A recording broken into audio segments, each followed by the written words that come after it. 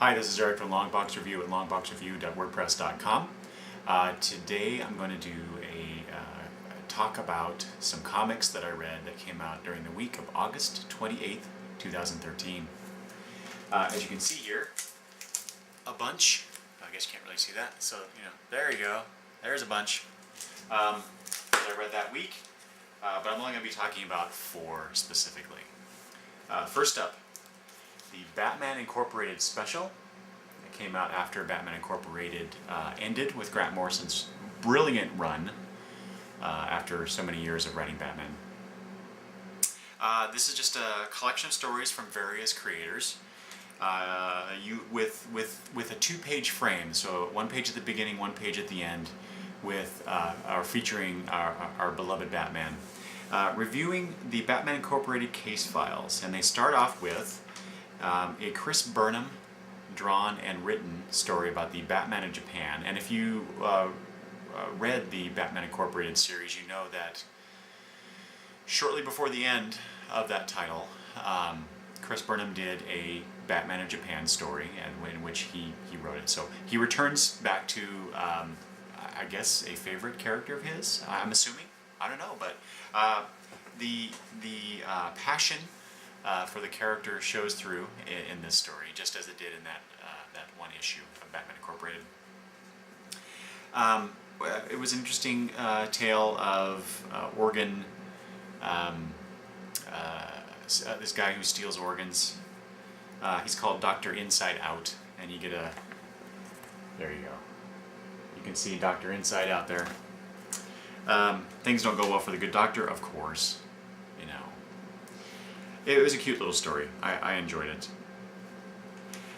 Next, you get a story about the Squire from the Knight and Squire, and if you don't know this, I apologize for spoiling it, but Knight ends up dead during the events of Batman Incorporated, and Squire moves on, or tries to move on in this story. What's really funny is that she's shown there's this pub in England that these English superheroes come to and have a pint, talk about business, I guess. Anyway, she's there. She's not in her uniform. No, but she's got the mask on. She's not dealing well. Here's an even better. So she's out. She's just out on the street of London. And she's got the mask on, and that's it. She's just wearing the mask, which I thought, it's crazy. It's comics, though. I love it. Anyway, one of her compatriots basically tries to prod her into, getting out there, getting back in the saddle, as we say here in America.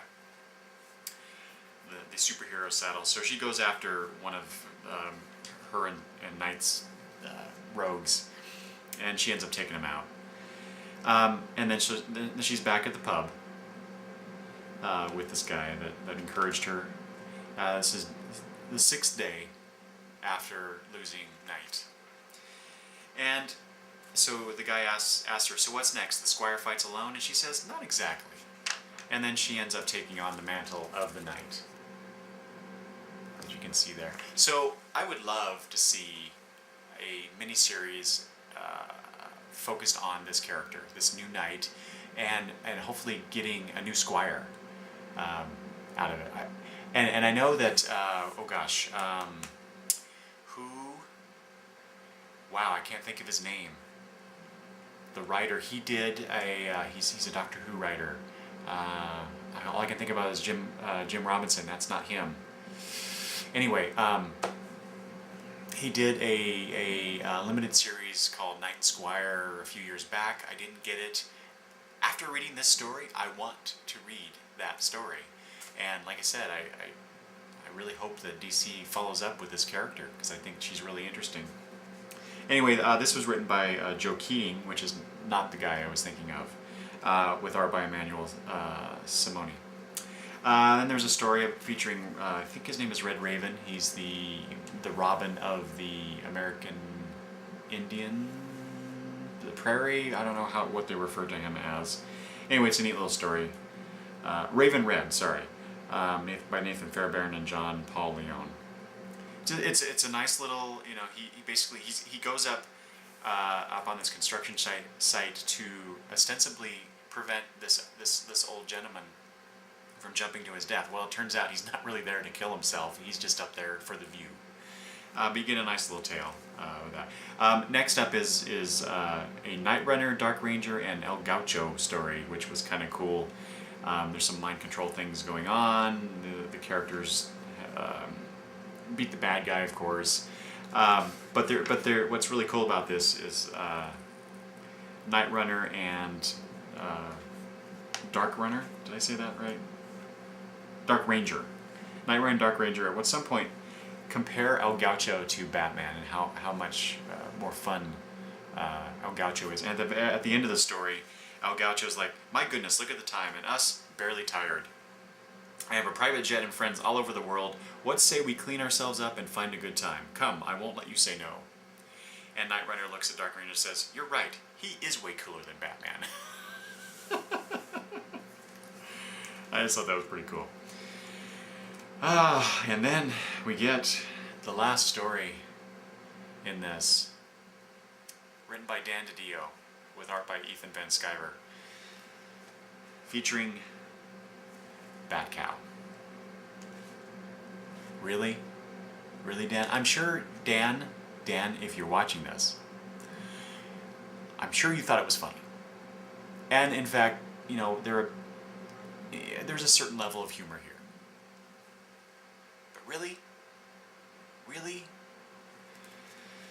Bat Cow ends up inadvertently saving a kidnapped baby from... I'm not sure that they were actually stealing the kid or if it was just a carjacking or something and the kid was in there. Anyway, the bad guys are caught. The kid is recovered. It's an infant. The baby needs his bottle. The bottle is cracked, and so apparently Bat Cow is a female cow. And the very last shot or the last couple panels is showing that it's a female cow, and apparently she's milking. And no, really, Dan, really. And like I said, there's a frame. There's a 2-page frame, and the final page is Batman aside, sitting down. Even though somebody was just recently, it came out that someone was told that Batman does not sit down. Am I right? Am I remembering that correctly? Batman doesn't sit down. That was the big thing, right? Sitting down. Anyway, the Batcomputer asks Batman, because the Batcomputer is really smart, archive Batman Incorporated case folder? Yes, no, and Batman chooses no. And the title of this 2-page story is Never the End. Okay. I enjoyed it for the most part, except for those not so good parts. Speaking of Batman, next up, Batman and Superman number 3. I'm making a habit of talking about this title for some reason, but Greg Pak is really bringing it for this title. Mostly, you get the continuation of the Earth 2 characters and our own Superman and Batman interacting. This Earth 2 Wonder Woman is awesome. You get that new god, I've forgotten her name already, the god of mischief or whatever it was. She's still involved. What's really cool about this particular issue is the B story, which is the Earth 2 Superman recollecting his encounter with Bruce Wayne when they were kids.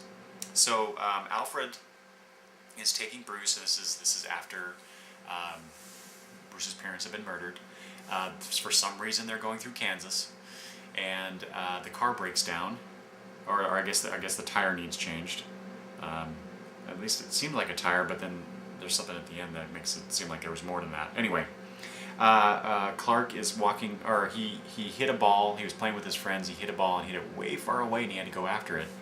And the ball ends up rolling up right beside the car, and. He says here, so I don't know why, but the words fell out of my mouth before I even thought them. This is Clark saying, want to play? To Bruce. And Alfred says, not a bad idea, Master Bruce. So they go out to the field, Clark says, "You want to pitch or hit?" And there's a close-up of Bruce's face saying, "Hit." I thought that was nice. Nice touch, Mr. Pack. And then, of course, Clark throws, although he doesn't appear to be a very good pitcher himself. But anyway, Bruce can't hit it. And Clark says, "You ever even play baseball?" And Bruce says, "No." So Clark says, "What do you do?" And then they go into a martial arts exhibition. Jonathan Kent shows up in his tractor and sees them about ready to do this martial arts thing. Or really, it looks like they're going to get into a fight. And I think that's what the adults think here. Because Jonathan says, "That's my boy, I'll stop him." And Alfred says, "No, it's all right. Bruce has to learn to handle himself." That was a curious little thing, given what we are shown of Bruce Wayne as a kid. Now, granted, this is the Earth 2 version, but, more or less the same person. Anyway, Bruce says to Clark, "Let's go, farm boy."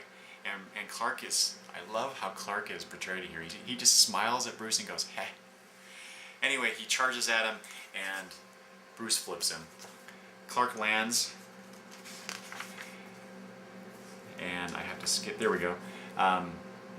He gets up and says, "Show me how you did that." He's so excited. And Bruce has a teeny tiny little smile in the corner of his mouth. That was cute. And they're going back and forth, and one of them's laughing. Jonathan remarks, "Oh, I guess that worked out all right." And Alfred says, Yes, I think it did." Later, Jonathan invites Alfred and Bruce over for dinner. They're having dinner. They go outside. This is that part that I mentioned before. Alfred says, "Jonathan, I have a confession to make. I could have fixed the car by now, but it's been so long. I wanted to give Bruce a chance to play." I thought that was really sweet. Oh, and then Jonathan says, "It might not be so obvious, Alfred, but I've been watching out for a pretty lonely kid too." And pretty much Bruce figures out he hits Clark with a stick the stick breaks on his head. And he says, "You're stronger than you let on, stronger than anybody. Why do you hide it?" Clark says, and Clark gets a little serious there, contrasting how he's been portrayed so far, and says, "Sometimes I feel like I really don't belong here, that if people really knew me, they'd be scared of me." And Bruce gets a big smile on his face and says, "That sounds pretty awesome." Anyway, they've been friends for 20 years. The rest of the story goes on. I just thought that bit of that flashback scene was the best part of this issue. Next up, Lazarus, number 3. I just wanted to mention this. I'm really enjoying this. I think I talked about this before. But what's really cool about it is that the opposing families of Carlisle, which is the main family that we've been reading about so far in the first couple issues, goes to parley with the Moray family. But what's most interesting about this is that Forever, the Lazarus of the Carlisle family that we've been reading about here, has there's this lovely two-page scene between the Lazarus of the Moray family, Joachim, and just the interaction between them. They both get each other because of who they are and what they do, and they commiserate that nobody else understands them and what they go through. Joachim kind of hits on Forever because last time they saw each other, she was 14, and she's clearly not 14 anymore. I don't know exactly how old they are, but probably. I wonder. I'm assuming the Lazaruses, they don't age like the humans depicted here. I bet because of the implants and the biotechnology that they have in this universe, that they're probably older, or they could be older than they actually are by appearance. So I wonder how long they actually, or how old they actually are. Although it does say the talks broke down 5 years ago. That's when she was 14. So okay, there you go. She's 19. Um, after I go on that interesting side note. Okay. They have the like I said, Forever has her parlay with the head of the Moray family. Some sinister stuff is going on.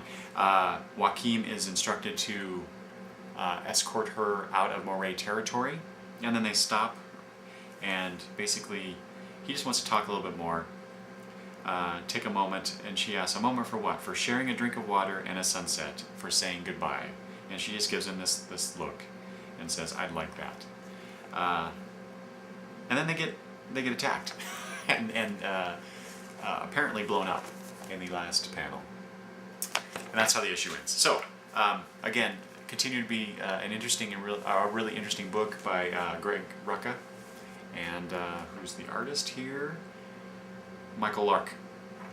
So I'm really enjoying this. I'm glad I picked this up. So, and finally, this might take a little bit of time. Thor: God of Thunder, number 12. Just after the God Bomb epic of the last 11 issues. This is by Jason Aaron. Nick Klein is the artist on here. This was awesome.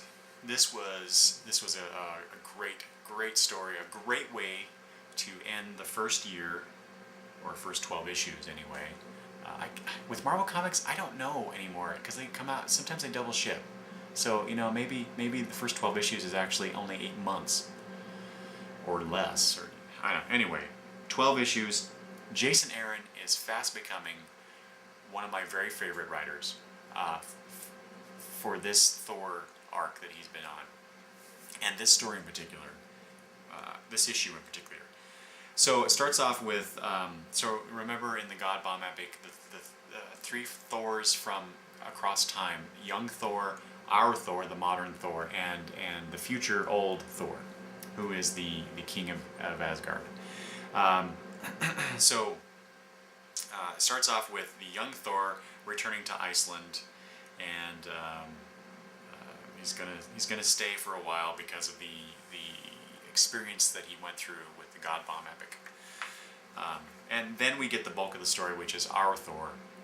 It starts off with there's a bar called Salty Stevedore Ale House, the Salty Stevedore Ale House, and the guy, the owner, is telling one of his workers to bring out a barrel, a big oak barrel of mead, and he's like, well, okay, why? And he says he expects a very old customer that will be along shortly, and there's a big crack of lightning and thunder, and he says, one second, that best make it 2 barrels. Something tells me our friends built up a mighty thirst after so long away. And then we get a nice splash page of Thor flying through the air, and then it cuts. It says later, after he's been there, presumably, he is going into a prison.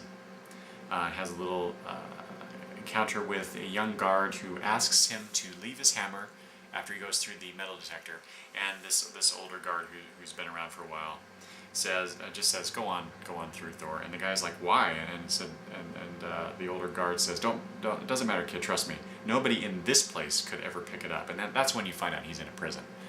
And what he's done is he's brought an alien fruit to a person who's on death row, and this is the night that he's going to be killed for something that he's done in the past.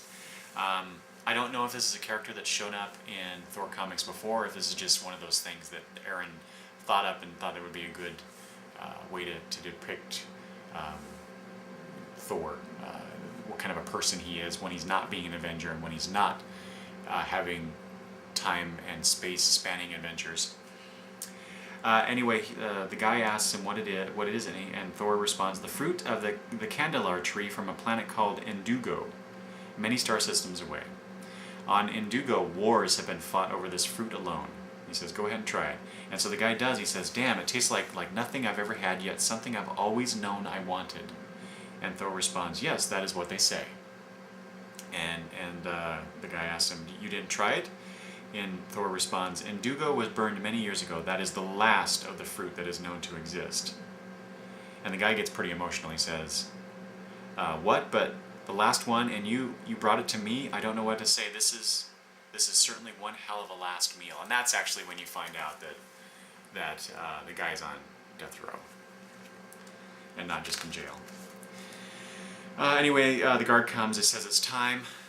The guy says to Thor, listen, Thor, I appreciate you coming to see me again. I appreciate all the talks we've had over the years, but if you have somewhere you need to be, trolls invading the earth or some such, I understand. And Thor says, I will be with you all the way, my friend, to the gates of the other side. And there's this great little panel at the bottom here where the guy with tears in his eyes says, why in the hell couldn't I have met a god like you when I was still young and foolish? And then there's this one page, it's all silent, Thor walking the guy into the chamber, the execution chamber, and then the doors are closing behind him. That was pretty powerful. And then we get a bunch of panels. He's somewhere in Latin America or maybe South America. I'm not sure where he's at. All these poor children are around, but they're having fun. He's brought them like elvish chocolates, fairy cakes. He's roasting a dragon shank for them.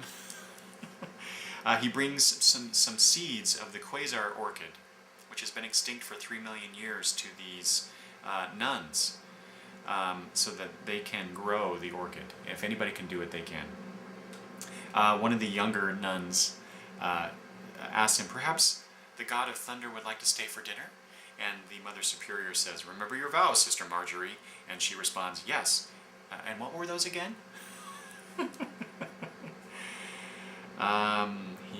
Thor goes... So he goes to the mountaintop, it looks like maybe in Tibet or something, to talk to an old person about his adventures. There's one, so here we get, things start happening fast and furious. You get 4 panels on this next page. He's in a place, a gathering of soldiers who have been wounded in battle. There's a guy missing an arm and a leg. Another guy has a patch over his eye. Anyway, there's an older gentleman from a previous war who's there too. Anyway, he's drinking with them, having fun. There's a desert area. He brings rain to them, to this drought-filled area. There's this great little panel here where these protesters here with sign that says, God hates you, and he's just standing there bringing the lightning, and they're all freaking out and running away. Thought that was a great panel. And then finally there's a panel of just him on a fishing boat somewhere in the ocean. There's nothing else about it, just he's on this fishing boat for some reason. Just taking in the sight, I guess. And then there's this 2 pages of him going to a SHIELD helicarrier, and these SHIELD agents, cadets, this is the SHIELD Cadets Ball, and apparently Rosalind Solomon has extended an invitation to Thor to be her date at the ball, and he accepts. And she says, holy crapping hell! Let's see here. She's an environmental scientist, but with a gun, she says. They have a little conversation.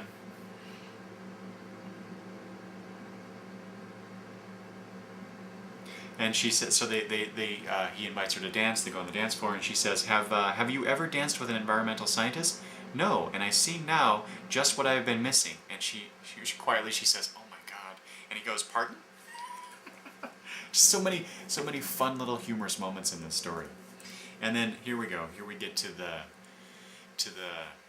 emotional center of this piece.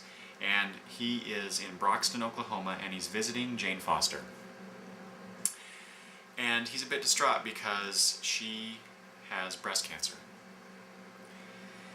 And he says, How did this happen? Who did this to you?"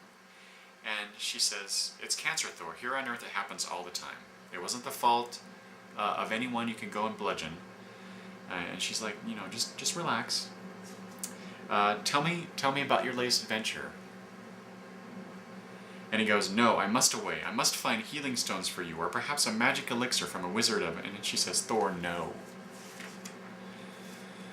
We're not going down that road again, not ever again. No secret healing fountains, no Odin magic. You know that sort of thing always comes with a price. I'm a doctor. I'll fight this battle with plain old earth medicine. And if this is how I die, I will go down swinging, but on my own terms. And he smiles at her a bit and says, you're a brave woman, Jane Foster. And he says, nope. Just a regular woman, this is just something women do. And so her new boyfriend checks on her, and Thor says, this new boyfriend, Walter, son of Bob, seller of real estate, methinks he doth not like me. And she responds, he's dating a gal whose ex-boyfriend just flew in from space on a magic hammer. You could understand if he's feeling particularly mortal all of a sudden. And then she encourages him to basically, find a girl, be happy. And he says, you must understand, when one can literally move mountains, nothing is more galling than feeling helpless, especially when those you love are in pain. Are you sure there isn't a mountain I can move for you, Jane Foster? She says, oh God, I almost forgot. You're even sexy when you're pouting. No wizards, not a one, do you hear me? Yes, my lady, thy chariot awaits. She says, let me get my coat. So, he wants to take her to see a sunset. And so he takes her to the blue area of the moon. And again she says, then go find yourself a nice earth girl and give her a big kiss on the mouth and thanks. I try, but you can understand if they always seem a bit lacking in comparison. After all, my last earth girlfriend was breathtaking, and as he says this, you get that shot of the sunset, or I guess you could say it's sunset. Still Thor. It's being Thor being Thor. Perhaps I could summon just one biomancer to consult in your treatment. And Jane says, you do, and I'll go out with Hercules. And Thor says, thou wouldest not dare. I love it. I love it. The next shot is we go back to Agent Solomon, who's in the Antarctic, and she's investigating a whale graveyard. Something to do with Roxanne. Anyway, Thor shows up. Please tell me how I can help you save the world, he says. You are shaking. If the cold bothers you, perhaps it would be better to speak over dinner. And she says, did you really fly all the way to the South Pole just to hit on me? Anyway, she's like, I'm putting you to work, you're here. I don't suppose you can move mountains, can you? Or at least icebergs? And he says, my lady, it would be my pleasure.